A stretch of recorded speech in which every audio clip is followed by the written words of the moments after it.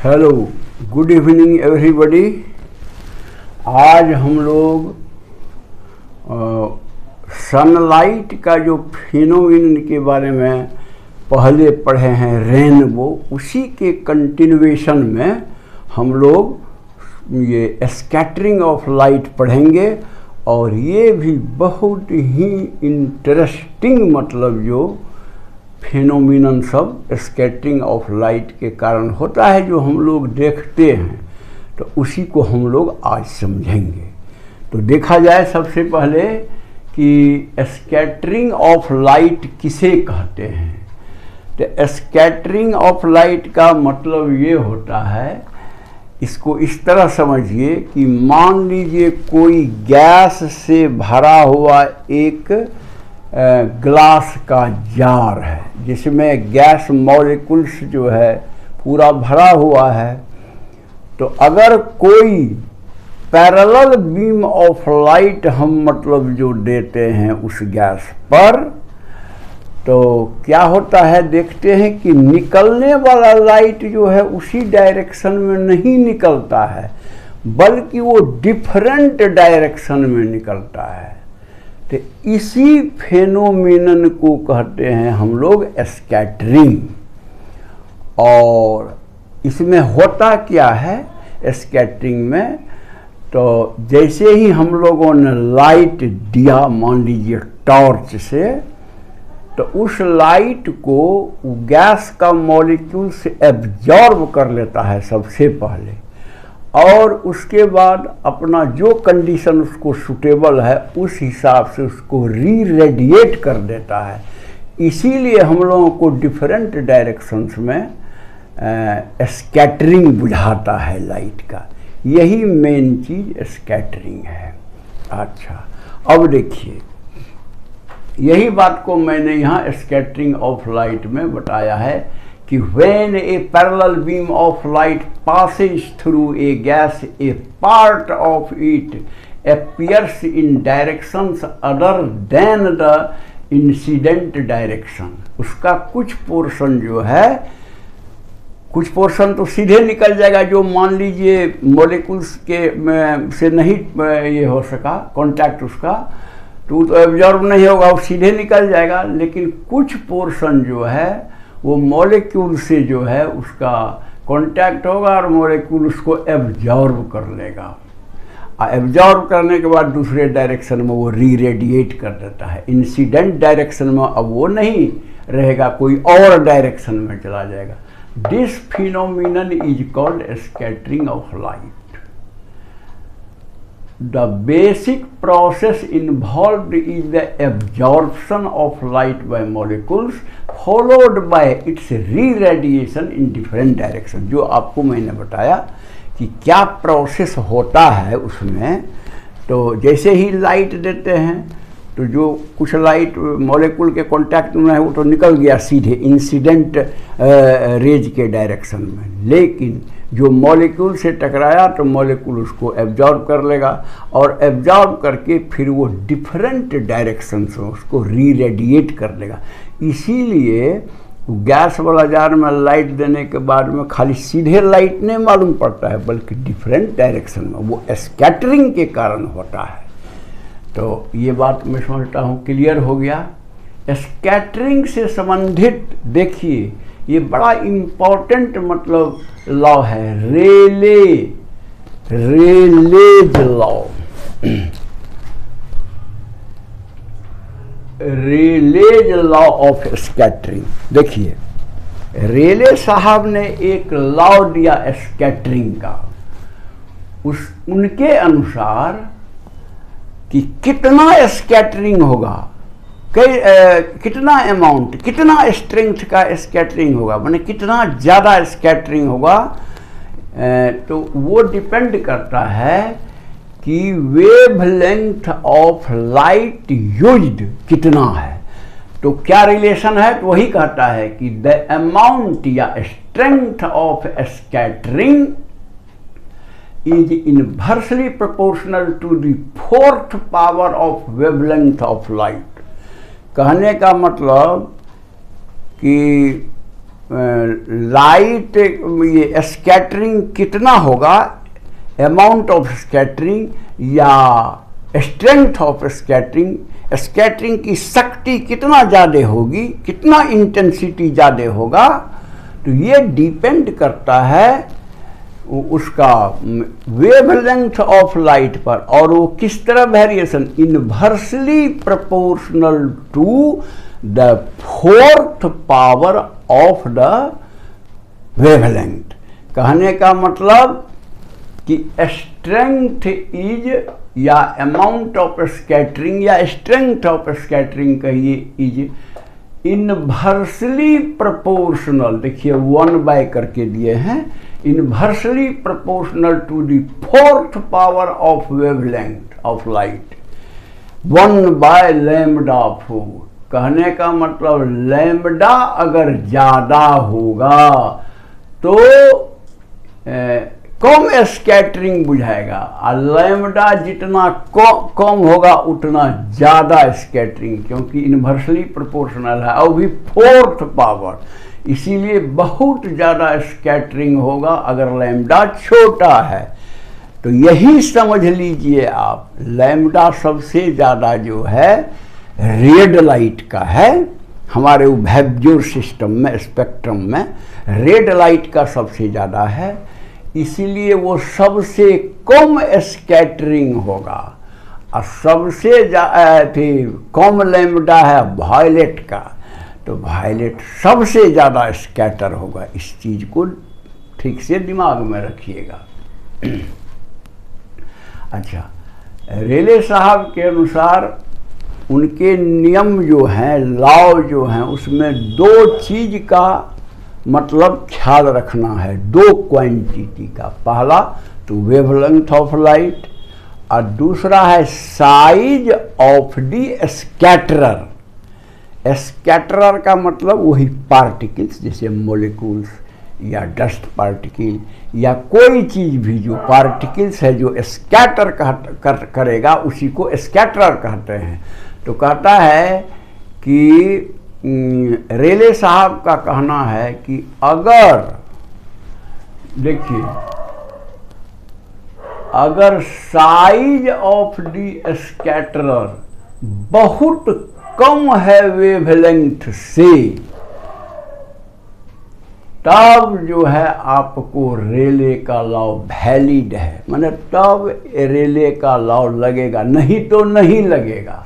यानी स्कैटरर का साइज, यानी वो मॉलिक्यूल्स या पार्टिकल्स, उसका साइज बहुत कम होना चाहिए वेवलेंथ ऑफ लाइट से, तब वो लाइट को वो पार्टिकल काफ़ी स्कैटर करेगा बढ़िया से।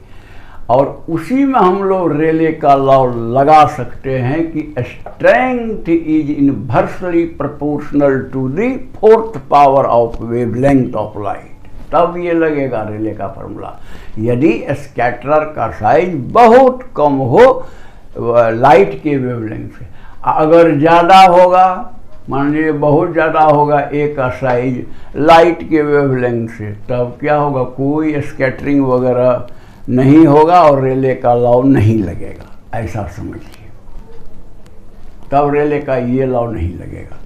Strength is inversely proportional to the fourth power of wavelength नहीं लगेगा। अच्छा, तो आप समझ गए कि स्कैटरिंग किसे कहते हैं और रेले का लॉ ऑफ स्कैटरिंग क्या है। अब देखिए कुछ results of scattering, some results of scattering, कितना इंटरेस्टिंग है। देखिए, हम लोग दिन में अगर स्काई खुला है तो ब्लू कलर क्यों लगता है भाई? क्योंकि सन से जो आता है 7 कलर तो आता है, व्हाइट लाइट में कंबाइंड 7 कलर है, तो खाली ब्लू ही स्काई क्यों हमको लगता है? तो उसमें ये देखिए कि ब्लू लाइट का वेवलेंथ कम है, ब्लू लाइट का जो वेवलेंथ बहुत कम है, उसी के कारण वो ज़्यादा स्कैटर करेगा। इस फार्मूला से देखिए ना, लैम्बडा अगर कम है तो ज़्यादा स्कैटरिंग होगा। तो कहने का मतलब कि ब्लू लाइट ज़्यादा करेगा, तो सवाल है एक और है वायलेट। वायलेट तो उससे भी कम वेवलेंथ है, तो वो क्यों नहीं, आकाश वायलेट टाइप का क्यों नहीं लगता है? तो वायलेट इसलिए नहीं लगता है कि हमारी आँख जो है वायलेट से उतना सेंसिटिव नहीं है, यानी कैच नहीं कर पाती है वो, लेकिन ब्लू के प्रति बहुत ज़्यादा सेंसिटिव है हमारी आँख, इसलिए हमको ब्लू मतलब दिखाई देता है, क्योंकि वायलेट से थोड़ा बड़ा ब्लू है वेवलेंथ में, उसके बाद बकिया तो सब उससे बड़ा है। इसीलिए ब्लू लाइट जो है वो इतना स्कैटर कर जाता है कि पूरा एटमॉस्फेयर या आकाश में हमको लगता है कि आकाश ब्लू है, क्योंकि उसका सनलाइट का जो ब्लू पार्ट है वो काफ़ी स्कैटर हो जाता है, क्योंकि उसका वेवलेंथ बहुत कम है। तो इसीलिए हमको स्काई जो है, क्लियर स्काई जो दिन में है, ब्लू लगता है देखने में। अच्छा, उसके बाद है वाइट कलर ऑफ क्लाउड्स। हम देखते हैं कभी कभी बादल का आम तौर पर तो थोड़ा माने मटमैला धूसर वर्ण का लगता है, ब्लैकिश टाइप का आम तौर पर, लेकिन कभी कभी देखते हैं अरे तो बहुत ज़्यादा उजला बादल यहाँ है वहाँ है वहाँ है। क्यों उजला बादल दिखाई दे रहा है, क्या है उसका कारण? तो देखिए, जब बादल में बड़ा बड़ा पार्टिकल होगा, जैसे डस्ट पार्टिकल बड़ा होगा, या वाटर ड्रॉपलेट्स बड़ा होगा, या मान लीजिए आइस पार्टिकल हो बड़ा बड़ा, तब क्या होगा? वो बड़ा बड़ा होने के कारण, यानी स्कैटरर तो यही सब पार्टिकल है, उसका साइज यानी ए, जो हम लोग ऊपर बोले हैं ए, वो ए बड़ा होता है, तो इसलिए ई वाला लॉ नहीं लगेगा, माने रिलेज लॉ, यानी सारा लाइट जो है वो एक ही तरह से स्कैटर होके हमारे पास पहुंचेगा। माने जैसा सूरज से वहाँ पहुंचा टकरा करके पार्टिकल से, वैसा ही हमारे पास पहुंचेगा, तो यानी नेचुरली वाइट ही कलर होगा।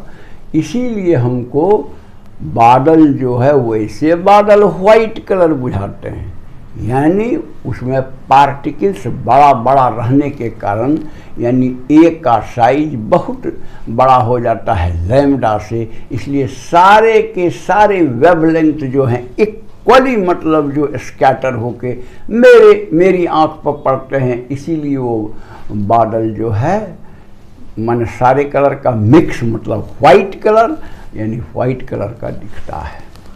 अच्छा, ये देखिए, red colour of sky at sunrise and sunset. जब सूरज उगता है तो आकाश पूरा मतलब लाल, या डूबता है तो आकाश लाल। क्यों है? यहाँ देखिए फोटो, ये अर्थ है, यहाँ एक आदमी ओ हम बनाए हैं ऑब्जर्वर, ये पूरा एटमॉस्फियर है। तो मान लिए नून के समय तो सूरज यहाँ रहेगा, और सनराइज या सनसेट के समय में सूरज यहाँ रहेगा। देखिए, इस समय में एटमॉस्फेयर का डिस्टेंस ए होता है, मान लीजिए ये एटमॉस्फेयर है, और इस समय में ये सनसेट या सनराइज के समय में ज़्यादा होता है, यानी बी इज ग्रेटर देन ए। ए कौन डिस्टेंस है? जब सूरज माथे के ऊपर रहता है। तो कहने का मतलब उस समय जो डिस्टेंस एटमॉस्फेयर का है वो कम है, लेकिन सनराइज और सनसेट के समय में ज़्यादा है। इसलिए जब सूरज से लाइट आएगा तो आपको ये ज़्यादा डिस्टेंस एटमॉस्फेयर में उसको ट्रेवल करना पड़ेगा, ज़्यादा डिस्टेंस। ज़्यादा डिस्टेंस तक अगर ट्रेवल किया तो कम वेवलेंथ वाला लाइट सब एकदम स्कैटर करके रास्ते में ख़त्म हो जाएगा। जो सबसे ज़्यादा वेवलेंथ यानी रेड लाइट का कम स्कैटर होगा और वो ऑब्जर्वर के आँख तक पहुँचता है। इसीलिए सनराइज और सनसेट के समय में आपको स्काई जो है रेड मालूम पड़ता है, क्योंकि ओनली रेड लाइट ही उस समय पहुंच पाता है। बकिया सब स्कैटर होकर रास्ते में ही ख़त्म हो जाता है। रेड लाइट इसलिए पहुंच पाता है कि उसका वेवलेंथ बहुत ज़्यादा होता है, वो बहुत कम स्कैटर होगा, यानी वो पहुंच जाएगा ऑब्जर्वर तक। मान लीजिए इधर सूरज है तो ऑब्जर्वर तक पहुंच जाएगा। इसी तरह और सारी घटनाएं हैं। जैसे पूछ सकता है कि सिग्नल का कलर लाल क्यों होता है, तो सिग्नल का कलर लाल इसीलिए रखा जाता है कि वो दूर से ही पता चलता है ड्राइवर को, रेलगाड़ी के ड्राइवर को, क्योंकि वो बहुत कम स्कैटरिंग होता है, ये बता दिए। बाकी सब स्कैटर करके ख़त्म हो जाएगा रास्ते में, और ड्राइवर को दूर से रेड लाइट पता चलेगा, इसीलिए सिग्नल का कलर रेड किया जाता है, ताकि ड्राइवर को बहुत दूर से भी वो मालूम पड़े। तो यही है आपका स्कैटरिंग ऑफ लाइट। रेनबो आपने पढ़ा इसके पहले वाला वीडियो में, वो सनलाइट का एक नेचुरल फिनोमिनन था, और दूसरा फिनोमिनन आपको स्कैटरिंग ऑफ लाइट है, उसी सनलाइट का, सूरज की रोशनी का। तो बड़ा इंटरेस्टिंग सा मतलब जो घटना होती है जिसे हम लोग देखते हैं, तो उसको यही इसी ढंग से उसको समझने का कोशिश कीजिए। मैं समझता हूँ कि आप लोग इसको समझ गए होंगे, और अगर पसंद है तो आप लाइक कर दीजिएगा, और जो आदमी सब्सक्राइब नहीं किए हैं वो सब्सक्राइब करके बेल बजा दीजिएगा, ताकि मेरा कंटिन्यूअसली वीडियो जाएगा और आपका स्टडी चलते रहेगा।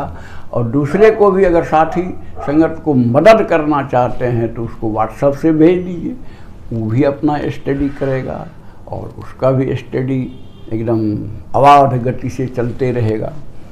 तो यही रहा आज का। अब मैं समझता हूँ कि आप लोग सब समझ गए होंगे। That's all, thank you.